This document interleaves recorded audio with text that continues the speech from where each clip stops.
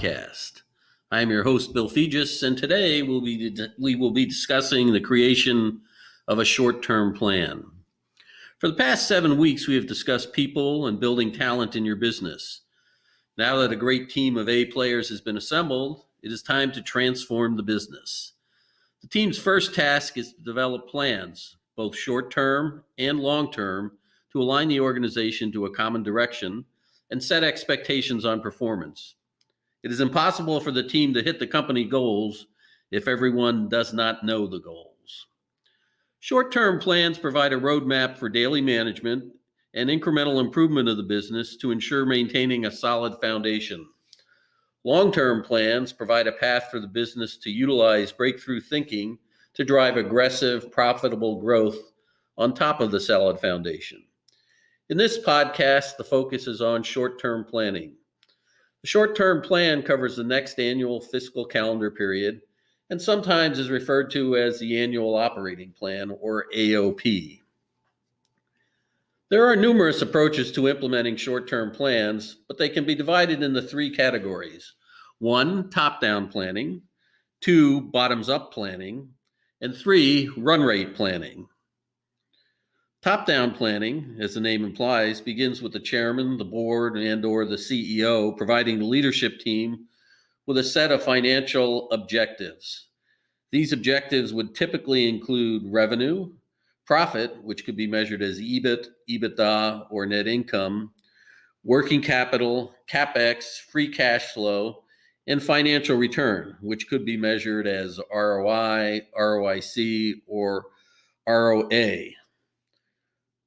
The team's task is to put together a set of actions and initiatives that in 12 months move the business from its current financial state to the future state defined by the objectives set by the chairman, the board, and/or the CEO. Bottoms-up planning is implemented by each department, function, or value stream, depending upon how the business is organized, providing a plan based upon the analysis of their needs. To allow each team to do their needs analysis, this approach typically begins with the sales group providing a revenue forecast for the next fiscal year. This forecast is built bottoms up on a customer by customer and/or product by product basis, utilizing forecasts provided by the customers combined with adjustments made by the sales team. The other groups within the business build up their forecasts bottoms up to support the sales forecast while including their planned improvement actions and various internal and external assumptions. Run rate planning is based upon utilizing the last 12 months' historical financial data, adjusted based upon key trends and any significant relevant events. These trends and events could be internal or external. Of these 3 categories, I prefer the run rate approach for several reasons. First, it provides efficient planning. You're not reinventing the wheel with each year's plan and expending time and resources to develop detailed plans that are outdated as soon as they are completed. Second is it reflects the most recent performance of the business. That is, what is the current reality? Thirdly, it takes into consideration the important drivers of the business and allows the plan to be easily modified by adjusting the drivers. Fourth, it supports easy periodic forecasting. Fifth, it enables easy creation of what-if scenarios. And last, it can be automated. The run rate approach is implemented by extrapolating the prior 12-month actual monthly performance for each relevant metric forward through the 12-month plan period. As appropriate, this run rate extrapolation is adjusted for known or forecasted drivers, trends, events that could materially impact the run rate. For example, take the most recent 12-month actual sales run rate and extrapolate it through the 12-month plan period. If there is seasonality in the sales, the extrapolation should reflect the seasonality consistent with the prior 12-month actual performance.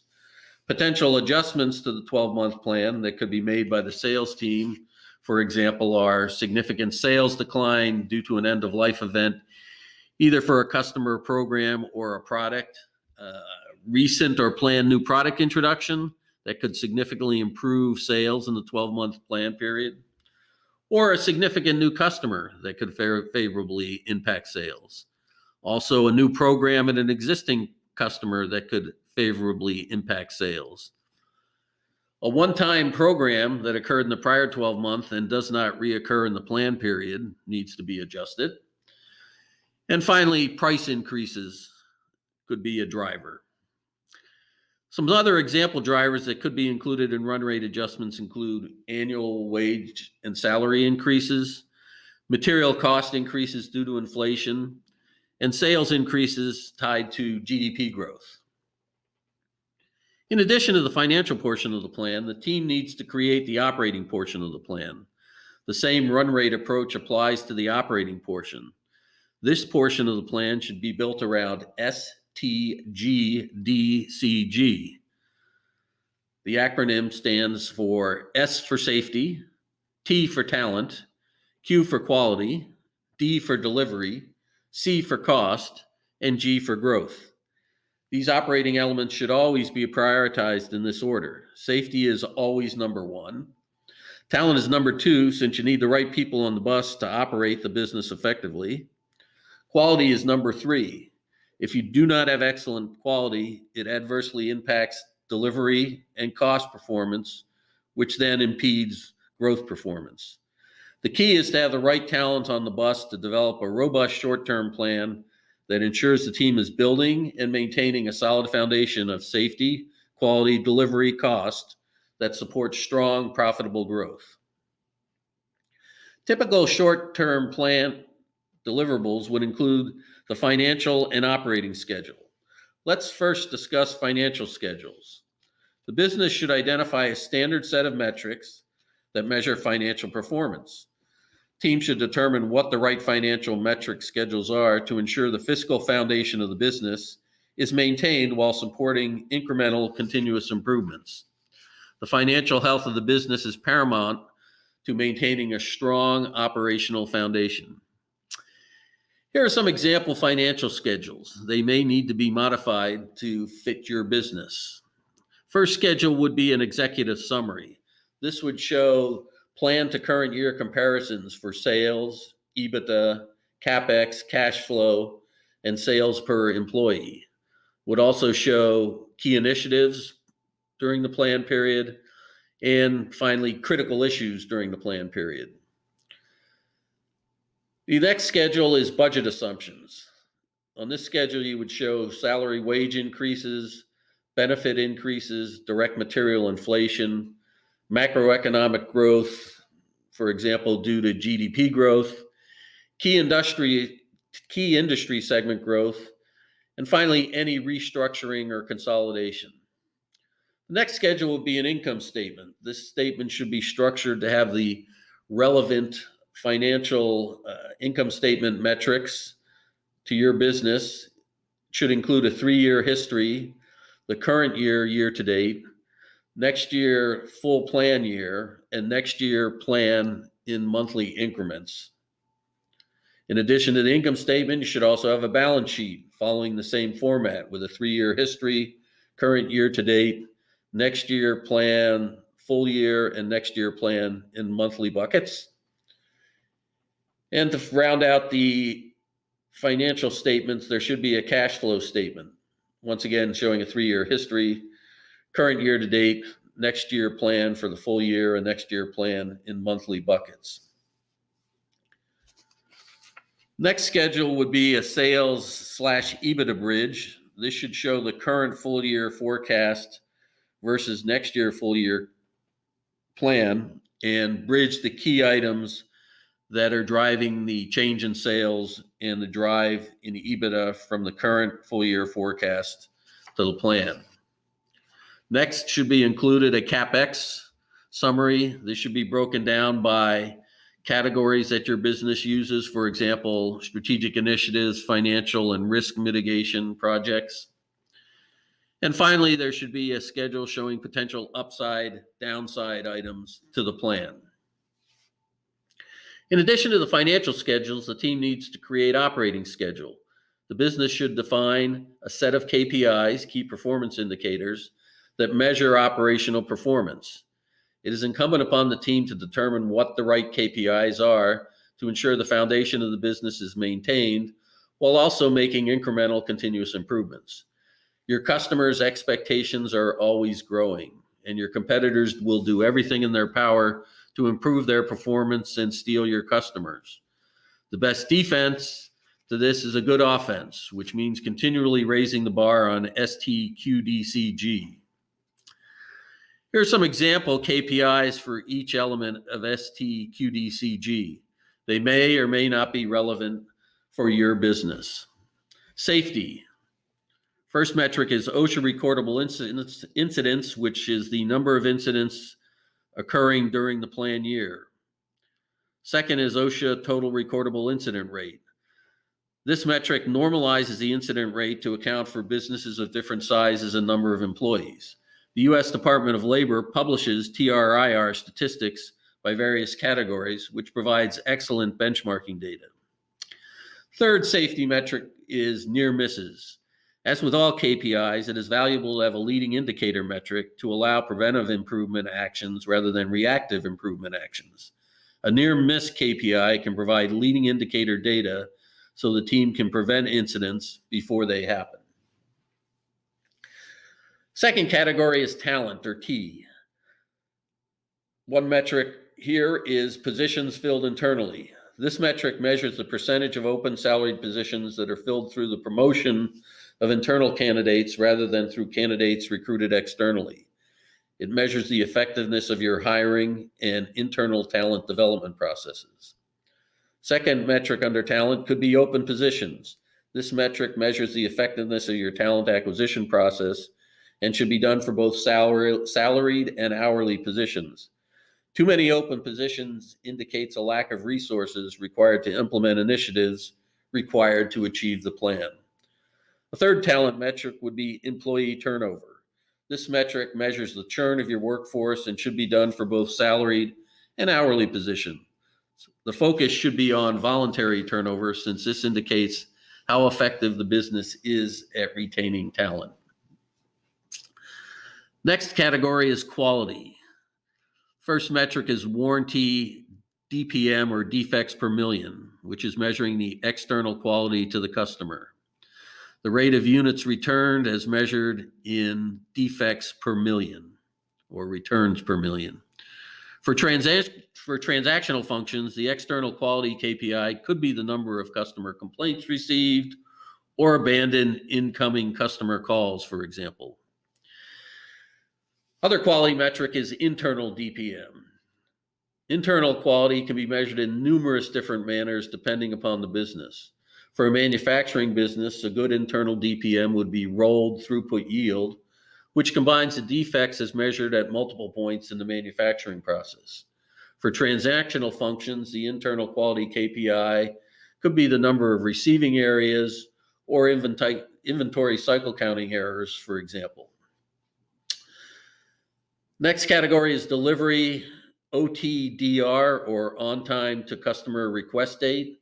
This measurement is typically defined as a sales order line item shipping on time to the date requested by the customer. Many businesses measure OTD to promise date, which is not the right way to approach OTD. Measuring by promise date does not guarantee meeting the customer's expectations, and not meeting their request date can therefore leave the business open to a competitor taking business. This measurement is typically a lagging indicator, since most businesses do not measure an item until it is late on shipment. Past due to request. This measurement provides more actionable data than OTDR, since it shows an item is late as soon as it is late relative to the customer's request date, and it can be analyzed by customer and or product to provide more granular data for root cause analysis and resulting countermeasures. Next category is cost. Productivity is one metric for cost. There are endless ways to measure productivity, and they vary depending upon your business. The team should identify which metrics provide the most insight into labor productivity. It could be based upon unit volume, COGS dollars, revenue dollars, etc. Note that this metric is typically applied in the manufacturing organization, but it could be an applicable metric in other functional areas of the business also. Another cost item is MPI, or Material Price Index. This measurement compares the weighted cost of all productive material items procured during the year that were also procured in the prior year. Specifically, it measures the real dollar impact of material cost variances. This measurement is not PPV, or purchase price variance, which is an accounting method of measuring material cost variance versus a standard. PPV is the same as MPI if all cost standards are set at their prior year average cost at the beginning of the current fiscal year. DSO, or Days Sales Outstanding. This measurement is a working capital or cash flow metric, but is considered part of the cost element. This measures the accounts receivable dollar balance as a ratio to annualized sales and reflects how timely customers are paying the company for comparison to their contract payment terms. DPO, or Days Payable Outstanding, is another metric. This measures also working capital or cash flow. The measurement is the accounts payable dollar balance as a ratio to annualized COGS and reflects how timely the company is paying suppliers and can be used for comparison to the contracted payment terms. Finally, in cost, inventory turns. This measurement, once again, is a working capital or cash flow metric and measures the net inventory dollar balance as a ratio to annualized COGS and reflects how effectively the company is managing its inventory levels relative to the customer demand level. The final category is growth. Orders is one metric here and is in dollars and provides a leading indicator for sales revenue, since an order needs to exist before a shipment can be made to generate sales.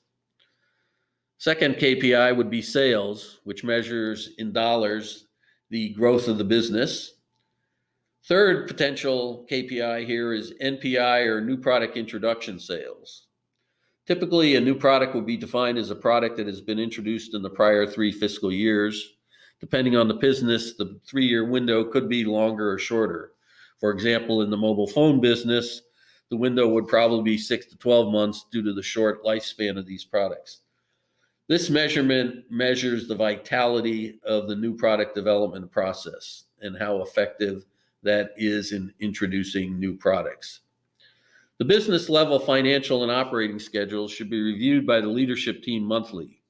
A weekly, daily, shift, or hourly review cadence should be used as appropriate to provide more granularity at the department, function, value stream, or cell level. A bowling chart provides a concise, effective format to utilize for monthly business reviews. The example shown here is for safety and presents each KPI by month for prior year actual, plan, and current year actual. Current year actuals are highlighted in green if they are favorable to plan and red if they are unfavorable to plan. For stronger visual management, a graphic chart could be added to provide insight into the trend performance of the metric. This example shows an accounts receivable metric. When building the short-term plan, communication and cross-functional participation is key. Getting everyone engaged and aligned on the plan, assumptions, the key trends, and significant relevant events ensures the highest confidence level plan. Execution of the plan involves the entire organization, so ensure everyone understands and buys in. In summary, after building your leadership team of 8 players, the team develops short-term and long-term plans to align everyone in the organization to a common vision. Well-designed plans set expectations and provide specific goals for the organization. Short-term plans provide a roadmap for daily management and incremental improvement of the business to ensure maintaining a solid foundation. A short-term plan process that utilizes a run rate approach based upon historical data, key drivers, and relevant events provides the most effective and valuable tool for getting the entire team pulling in the same direction. Creating and communicating a set of standard financial and operational schedules with the entire organization, along with a defined periodic review cadence, ensures the success of a plan. In the interest of continuous improvement, I invite feedback from our listeners. Please share your thoughts and ideas on these weekly podcasts and feel free to suggest topics. which you believe would provide useful information for you and our listeners. Thank you for joining us for today's podcast.